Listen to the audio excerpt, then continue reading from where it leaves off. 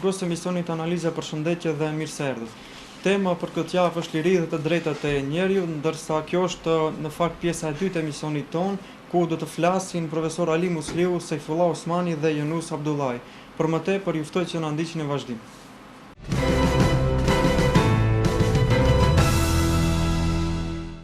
Lufta e vitit 2001 dhe marrëveshja e Ohrit padyshim që për shqiptarët e Maqedonisë solli shumë liri dhe shumë të drejta, por në fakt a mjafton kjo marrëveshje dhe kjo luftë që u bër me këta drejta që jemi apo se duhet diçka më tepër? Unë ju ftoj të ndjekim prononcimet e të ftuarve tanë.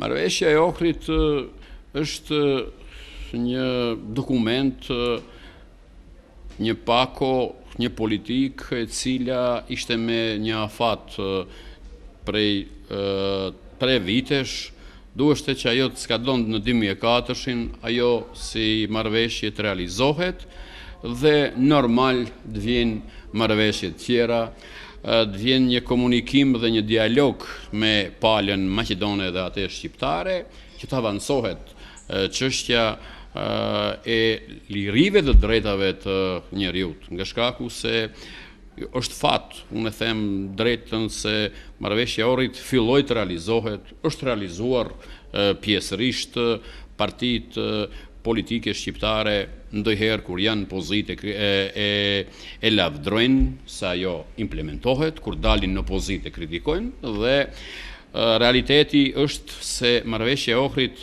bëri ndryshime në aspektin politik dhe juridik, por kjo marrëveshje ka skaduar afati i saj dhe unë pres që të ketë një marrëveshje të re, një marrëveshje ku problematika dhe çështja e avancimit të dialogut ndërkulturor, të dialogut në mes dy komuniteteve, mes shqiptarëve dhe maqedonëve, duhet shtrohet në tavolinë, duhet të shqirtohet çdo çështje që mund të jetë pengesë për zhvillimin e shoqërisë, të them shoqërisë civile në Maqedoni, pa asnjë farë pengese, pa asnjë farë droje, nga shkaku se marrëveshja solli ndryshime, po një marrëveshje e re do të sjellte ndryshime tjera të cilat janë domosdoshmëri e kohës. Nga shkaku se ne jetojmë në një shoqëri të dinamike, në shoqëri me plot ndryshime dhe besoj se së shpejti do të kemi një marrëveshje të re dhe nuk do debatohet më për marrëveshjen e Ohrit, por për marrëveshjen e Ohrit do të diskutohet në atë aspektin historik të kohës së kaluar. Tani do përgjigjem juridikisht. Të drejtat e shkruhen në letër, po shijohen në praktikim, në aplikim. Me thënë, ajo që është shkruar në letër është perfekte, gati se ideale, po praktikimi vënon është vitit 12, nëse nuk gaboj. Ajo do vazhdoj, besoj që 4-5 vjet, derisa të implementohen gjitha ato dispozita, janë kushtetuese dhe ligjore. Po keni parasysh se, siç thash edhe pares, sundimi i ligjit ose shteti ligjor, këto janë dy sinonime, siç thash, janë dy shkolla, ajo europiane dhe ajo anglosaksone, që përdorin termet ndryshme, po është gjë e njëjtë. Është problemi bazë, është problemi themelor që e mundon këtë shtet. Me atë i mundon edhe shqiptarët, edhe maqedonët. Këtu nuk bëjt divergjencë, do të thënë, nuk i ndaj, po do i them edhe diçka. Shqiptarët meritojnë më shumë.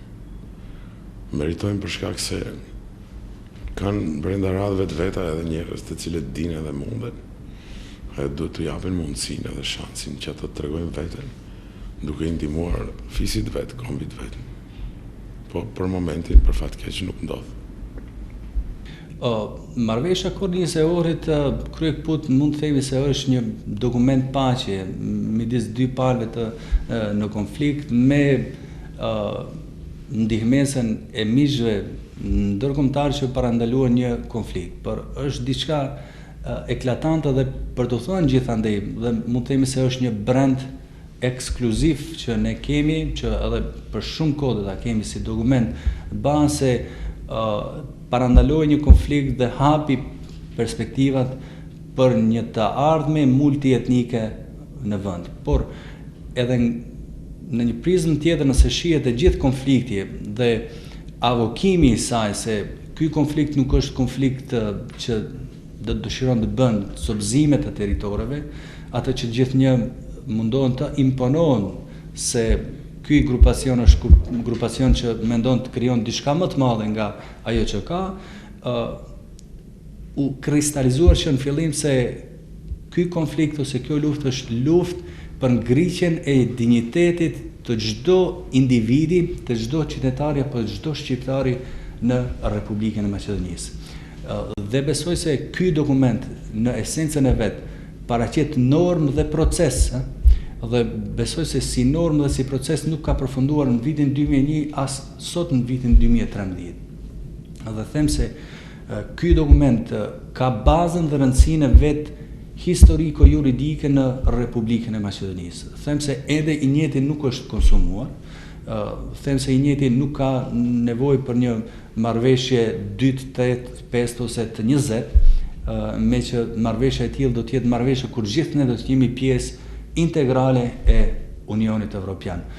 Por në këtë mes duhet që normalisht ata që udhëheqin dhe vënë në zbatim implementimin e marrëveshjes së Ohrit të kristalizojnë dhe të këmbgulin në implementimin dhe interpretimin e drejtë të çdo norme të marrëveshjes së Kornisë të Ohrit. Se me marrëveshjen e Kornisë dhe më pas me implementimin e saj u bën ndryshime kushtetuese nga preambula dhe 15 normave juridike të kushtetutës që në një farë lloj mënyre e pozicionoi dhe i dha një pjesë relevance popullit shqiptar si populli i dytë shumicë në vend. Por në rregull tani të japim një konkluzion, a është e gjithë kjo që arritëm ne? A mjafton? Normalisht që nuk mjafton. Ndoshta në atë aspektin politik shqiptarëve ju dha një vizibilitet në shtet, dhe thanë se okay, ky shtet nuk mund të funksionon edhe pa një pjesë të komponentës shqiptare. Por ne jemi tani ata që do duhet të gjejmë modalitetet më optimale në lidhje me atë se okay, se si mund ne të funksionojmë në këto strukturë shtetërore dhe kushtetuese që aktualisht kemi në vend. Po, urdhnon. Do të kisha thënë se tani theksi më i madh duhet i jepen çështjeve ekonomike dhe sociale brenda korpusit jo vetëm shqiptar, por në përgjithësi të çdo qytetari në Republikën e Maqedonisë. Sigurimin e drejtave bazike ekonomike dhe sociale. Me që këto ekonomia, zhvillimi ekonomik, e drejtave punës, sigurimeve ndryshme sociale, shëndetësore, invalidore dhe të tjera, ngritja dhe kultivimi i pjesës së kulturës, traditës dhe kështu me radhë janë në rang të dytë në atë që ne gjithë si komunitet duhet punojmë që këto të ngrisim. Se kemi një rini të shkëlqyer, kemi universitetet të shkëlqyera sot që dalin kuadro të mirëfillta dhe normalisht që lypin pjesën e vet në tregun e lirë ekonomik dhe unë besoj se nuk mund të ngërthen sektori publik gjithë këto individ, gjithë këto të diplomuar që me të vërtet janë të shkëlqyer, se gjithandej janë në kontakt të drejt për drejt dhe shoh se kjo është një bagazhin, kjo është vlera jonë kombëtare që ne kemi sot.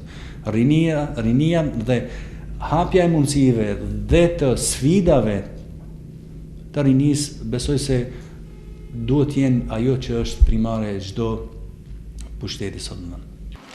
Shqiptarët për 5 shekuj kanë qenë në sundimin e perandorisë osmane, pastaj gjatë luftës së parë dhe dytë botërore kanë qenë në sundimin e gjermanëve njëherë dhe pastaj të italiane. Dhe për të mos munguar kjo 50 vite, ato ishin në sundimin diktatorial të Enver Hoxhër, por edhe në Kosovë ka pasur një gjë të tillë nga faktori serb, gjithashtu edhe në shqiptarët e Maqedonisë, por edhe kudo që kanë jetuar ata. Se cilat janë problemet që shqiptarëve gjithmonë ju ka munguar liria dhe e drejta, ju ftoj ta ndjekim në vazhdim. Po tani po të shikni shqiptarët si komp, si fis. Gjitha janë tolerant, janë bujar, janë fisnik, po keq të organizuar. Me thënë, në veprimin gjithë e bëjmë individualist. Kemi mangësi të asaj që quajmë element i bashkimit ose element i unitetit. Të mendoj se është edhe problemi më i madh aktual të shqiptarët. Po të referoheni historisë si niset që nga Perandoria Osmane, vetëm kohën e Skënderbeut fiset shqiptare ose familje shqiptare kanë qenë të bashkuar. Në flamurin e Skënderbeut kanë bërë diçka. Dhe përsëri janë darë, janë fragmentuar edhe kanë humbur gjithë çka që kanë fituar. E njëjta ndodh edhe, më thënë, kemi parasysh që gjatë luftës parë botërore ne kemi pas disa lëvizje të fuqishme ushtarake, këtu dhe përmendim unë dhe përmes Isa Boletinin, Hasan Prishtinu edhe ca burra tjerë, që në të vërtet kanë bërë luftën, kanë pas ushtrin, por nuk ja kanë arrit për shkak të antagonizmave që kanë pas forcat e fuqishme. Keni idenë që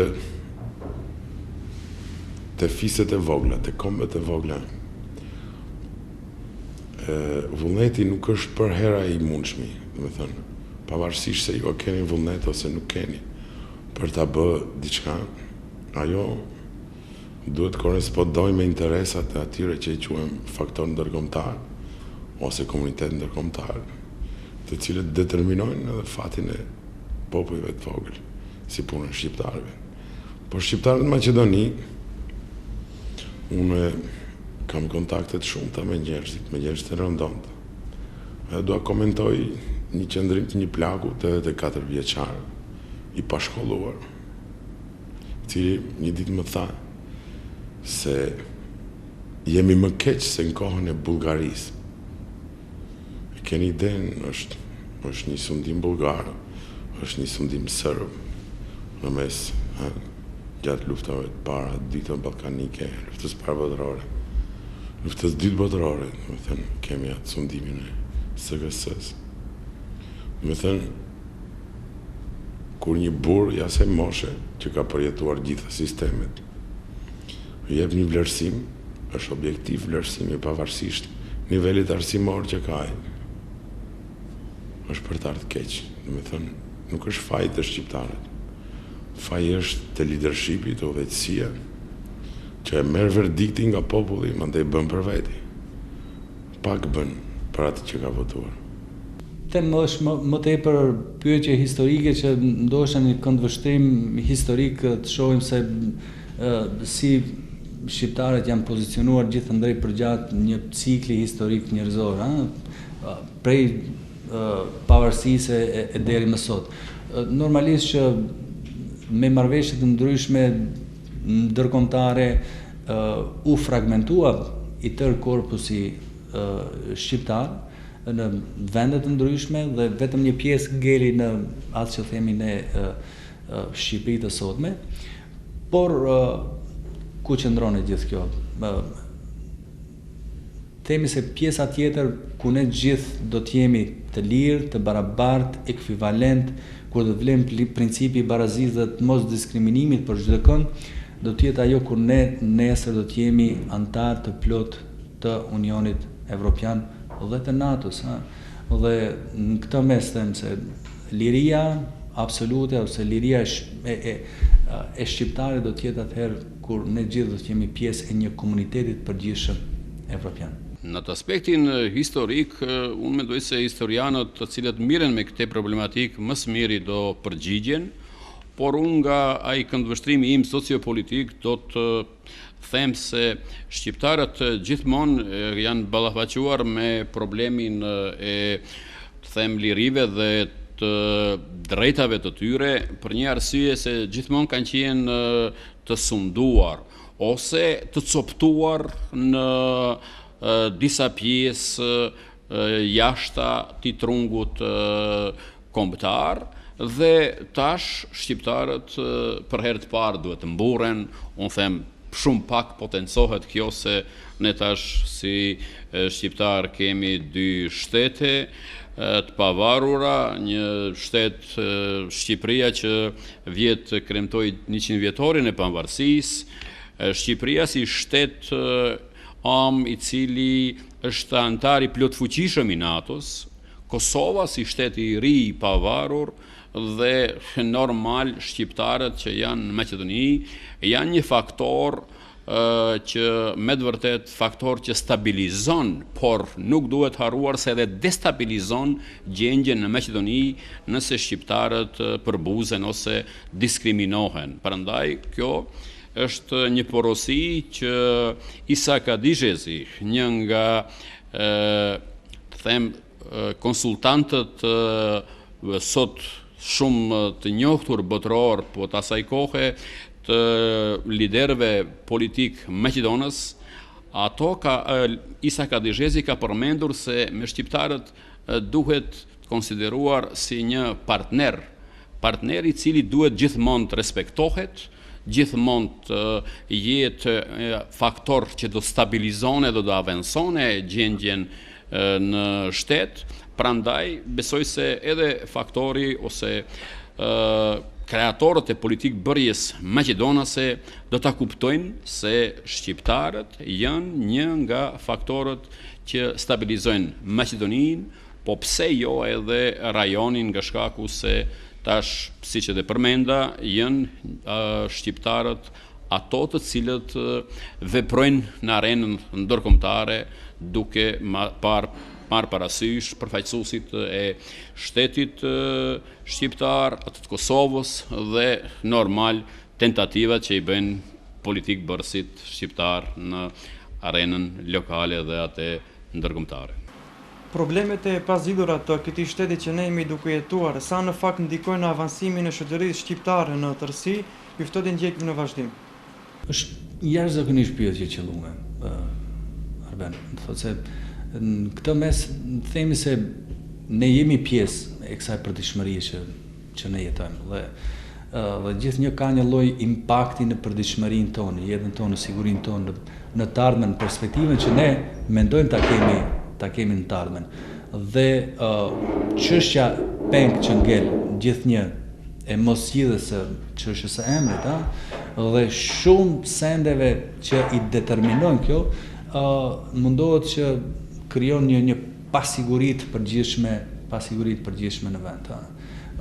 Besoj se me një politikë dhe vizion të qartë evropian mund të tejkalohet procesin fjalë, por nuk është vetëm ky problem si problem që reflekton edhe tek çdo qytetar i vendit, jo vetëm tek populli shqiptar, se me mos pasjen qasje të drejtë për drejtë të investimeve të huaja, ne bëjmë një region i pasigurt për mundësinë e investimeve të drejtë për drejta.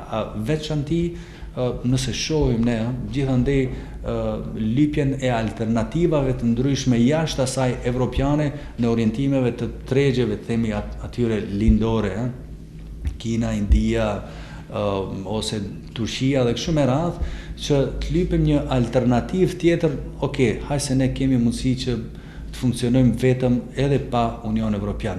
Ne shqiptarët jemi thjesht të determinuar se e ardhmja jonë është e ardhmja evropiane dhe integrimi jonë është drejt për drejt integrim evropian.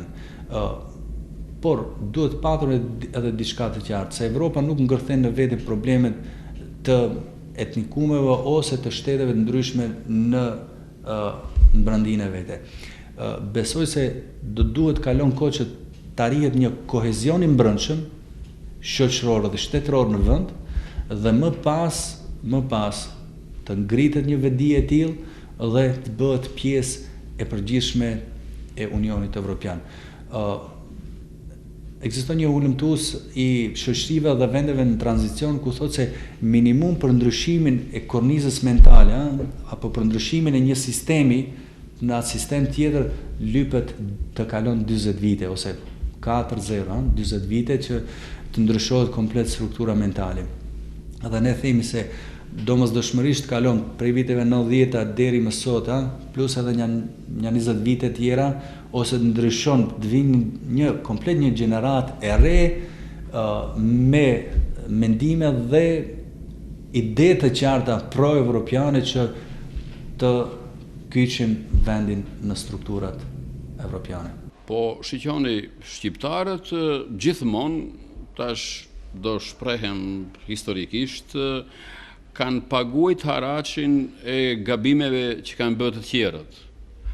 Dhe në këtë rast, shqiptarët më së tepër mi paguajnë nga të gjitha këto kontestet që i ka Maqedonia rreth emrit me Greqinë, Maqedonia që i ka kontestet me rreth gjuhës dhe kulturës, historisë me Bullgarinë, kontestet që i ka Maqedonia me kishën ortodokse të Serbisë. Gjithmonë shqiptarët paguajnë të pafajshëm atë pjesë, ka shkaku se shqiptarët janë njerëz të cilët dëshirojnë të bashkëpunojnë, dëshirojnë të veprimtarinë e tyre të zgjerojnë jashtë Maqedonisë dhe normal shqiptarët janë ato të cilët pa rezervë me një të them pajtueshmëri të plot, me një konsenzus janë pro integrimit euro-atlantik. Kurse atë që përmendet ju në fillim se janë bërë një hulumtim, para 2 vjetësh kishim një hulumtim që bëri gazeta e përditshme Dnevniku dhe pjesa më e madhe mbi 80% e popullatës maqedone, ato ishin për jo ndrimin e emrit në dëm të antarësimit të Maqedonisë në Unionin Evropian dhe në NATO. Shqiptarët janë për dialog, shqiptarët janë, them kam bindjen e plot, se janë për të zgjedh kontestet rreth këtyre problemeve që i kanë me fqinjt Maqedonia dhe normal janë shqiptarët për të integruar në gjirin familjar në Unionin Evropian dhe në NATO. Besoj se do të ndihmone Shqipëria si shtet të jemi ne të integruar së bashku të gjithë shqiptarët në Unionin Evropian, po pse jo edhe në NATO ku të ndjejmë edhe ne atë forcën e një aleance, do them më tepër politike se sa ushtarake, po të jemi antar të plot fuqishëm të NATO-s me çka shqiptarët do realizojnë ëndrat e tyre të kahmoçme, që të jenë qytetarë të barabartë me të gjithë tjerët, qoftë në Evropë, qoftë në kontestin më të gjerë, se ne si shqiptarë jemi kudo sot në botë, edhe në Amerikë, edhe në Kanada, edhe në Australi, edhe në Evropë, por nuk jemi ende të integruar plotësisht në këto, të them, procese dhe në këto institucione euro-atlantike. Tani keni parasysh, kur marrën konceptin mendor të një politike slave, e cila është poshta lartë e ngjashme, si ajo serbe, si ajo maqedone, trajtimi i shqiptarit si një punëtor krahu ose si një burim financash ose një taksapagues, në konceptin mendor nuk ka ndryshuar, do të thënë.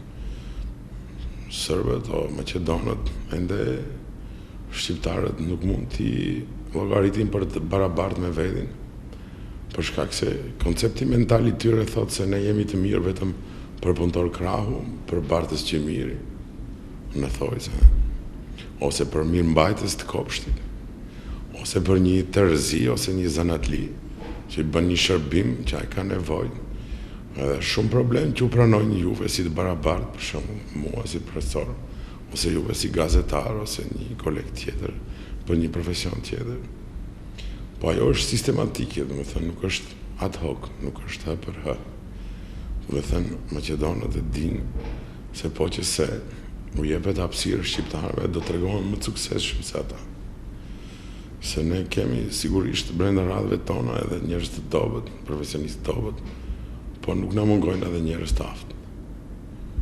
Biles kisha thënë se shumica janë njerëz të aftë, njerëz që kanë pa botë, që dinë t'i bëjnë punët me tamam. Ne kemi shumë shembuj të tillë. Njerëzit tonë gjithandej nëpër botë bëjnë biznese të mëdha, bëjnë punë të mëdha, bëjnë aktivitete, institucione shkencore, arsimore, si punë e Ferit Muratit, si punë e shumë të tjerëve, që jam për t'i admiruar. Nuk isha thënë se popullata ka fajin, po organizimi mungon edhe une njëherë shkisha apeluar që të bëhemi pak më kompakt, të ngrejmë zërin ndaj asaj që nuk na pëlqen. Pavarësisht se e bë politika, ose e bë pushteti lokal, ose e bë pushteti qendror, të kërkojmë, të luftojmë për atë që na takon. Dhe sigurisht mesazhi i bashkëbiseduesve tanë është shumë i rëndësishëm për çështjet që kanë të bëjnë me liri dhe të drejtat e njerëzit. Unë po ju lë në shoqërimin e tyre. Shqiptarët duhet të jenë të organizuar, shqiptarët dhe subjektet politike shqiptare duhet rreth çështjeve vitale, kombëtare, të kenë një konsenzus, një pajtueshmëri të plot, nga shkaku se të asnjë kombë në botë rreth çështjeve vitale, nacionale, kombëtare, aty nuk ka dallime, pa marrë parasysh cila garnitur vjen. Dhe kjo ngel një mesazh edhe për qytetarët. Qytetarët duhet të jenë të bindur se vetëm me një organizim të mirëfill, kërkesat e tyre mund të valorizohen dhe ato nesër të materializohen me një gjendje shumë më të mirë, më të favorshme, për atë që në fillim të bisedës filluam, mbi lirit dhe drejtat e njeriut, dhe normal mbi statusin e tyre dhe avansimin e tyre në shoqëri. Mos jetë kjo diskrepancë që është në mes asaj normatives dhe reales. Shqiptarët janë për ato që të kemi një demokraci funksionale. Po në fund të arrijmë deri te ajo demokracia e Arendt Leipardit, një demokraci konsensuale, ku të gjithë do jenë pjesë përbërëse në procesin e vendimarrjes edhe në procesin e politikbërjes. Dhe normal do jenë përgjegjës për gjithate që ato me veprimet e tyre kanë bë që të jetë më mirë ose më vështirë. Por legitimiteti krijohet dhe mundësohet vetëm në principin e zgjedhjeve. Dhe besoj se shqiptarët gjithmonë dinë të zgjedhin opsionin i cili ju garanton një të mirë, një të nesërmet më të qetë, një paqë dhe një mirëqenje në tërë shtetin, po edhe në kontestin më të gjerë, pse ne jemi, siç thash edhe në fillim, të përfshirë në tërë botën, por jemi të ndarë dhe tash është koha që shqiptarët të jenë një fuqi, që shqiptarët në plot kuptimin e fjalës të dëgjohen se me të vërtet janë ato të cilët vendosin vetë për fatin e tyre, por të përgatitur që të bashkëpunojnë me të gjithë tjerët në shtet dhe në arenën ndërkombëtare. Unë mendoj se format demokratike të shqiptarët kanë qenë përkrahura që më herët, që me demonstratat e vitit 81 edhe më herët 69, kur kemi parasysh se shqiptarët nuk kanë shpirtin rebel, po kanë një shpirt demokratik i cili me formë demokratike kërko të ndrysho punët, edhe besoj që të rinia nuk e di pse, po ai vrull, ai mentalitet mungon. Unë nuk jam për atë që rinia jonë të bëj represion, të bëj shkatërim, të bëj punë të liga. Po është shumë legjitim, është shumë e drejtë të bëj një demonstrat, të bëj një shprehje të mlefit për një dukuri që e pengon, që e dëmton. Edhe pse mos nisim edhe nga ajo që të kërkojmë lirinë e mediave, së pari, kërkojmë lirinë e gjykatave ose pavarësinë e gjykatave, e kështu me radhë gjitha zonat tjera. Kërkojmë lirinë e shprehurit në gjuhën shqipe, që është kategori kushtetuese. Pavarësisht se politika si e komenton, u them me shumë bindje, gjuha shqipe është kategori kushtetuese. Edhe ajo u takon shqiptarëve të përdorin jetën e përditshme baras me gjuhën maqedone. Pavarësisht se sa këtu bën trysni edhe bën një rezistencë, ajo që quajmë politikë maqedone, po ne duhet ta kërkojmë. Askush nuk ka jep diçka nëse nuk e kërkoni. Po ta kërkoni në format që i parashej edhe ligje dhe kushtetuta, që mos i fusim rinin në ciklete, mos i fusim në ato këthetrat e pushtetit, të cilat shpeshherë din t'jenë edhe tragjike. Është shumë pyetje me vend. Është shumë pyetje me vend dhe do të kisha thënë se ku konsumohen të drejtat e njerëzit dhe se si mund të konsumohen të drejtat e njerëzit. Fatkeqësisht unë kam jetuar në një periudhë ku kishim sistemin imunizë dhe gjithnjë hesht mos fol, mos bë këtë se të kontrollon dikush tjetër dhe kështu me radhë.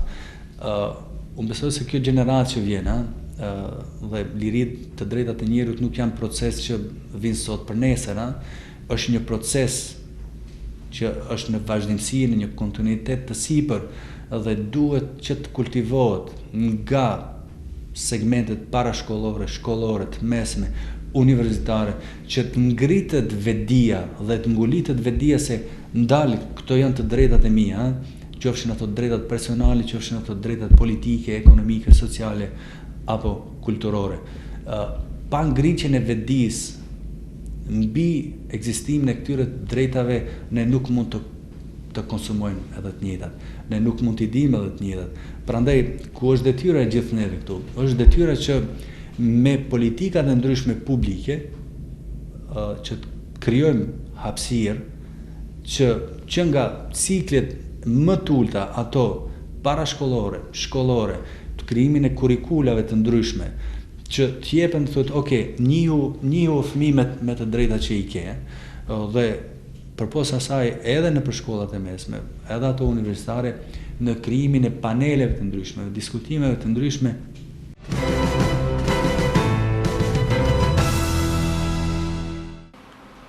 Shikues të emisionit Analiza, kjo ishte tëra që kishim përgatitur për ju, bashkë do rishemi sërish të premte të ardhshme. Mirupafshim.